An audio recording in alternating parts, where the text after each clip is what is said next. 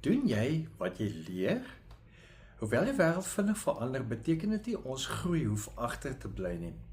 By die onlangse wêreldwye verslag van hoe kunsmatige intelligensie onderwysstelsels beïnvloed om miljoene kinders in Afrika te help om vinniger te leer, sien ons letterlik hoe kennis lewens verander.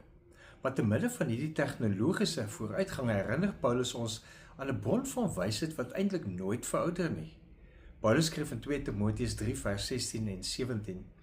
Die hele skrif is deur God geïnspireer en het groot waarde om in die waarheid te onderrig, dwaling te bestry, verkeerdhede reg te stel en 'n regte lewenswyse te kweek, sodat die mens wat in diens van God staan, volkome voorberei en toegerus sal wees vir elke goeie werk.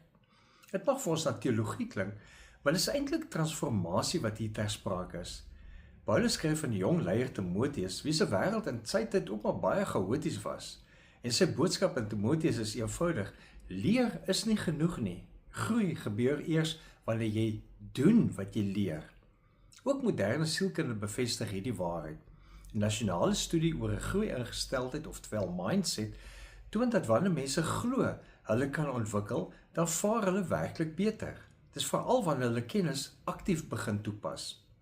Prakties kan dit beteken dat jy 'n tegnologie video kyk en dit dan toepas, of 'n boek lees oor hoe om jou besigheid aan te pas in die uitdagende ekonomie en dan net een van daardie beginsels begin doen en navolg. In jou geestelike lewe kan dit beteken dat jy 'n Bybelgedeelte stadig lees en besluit, wat is die les hierin vir my? En dan pas jy daardie les vandag toe.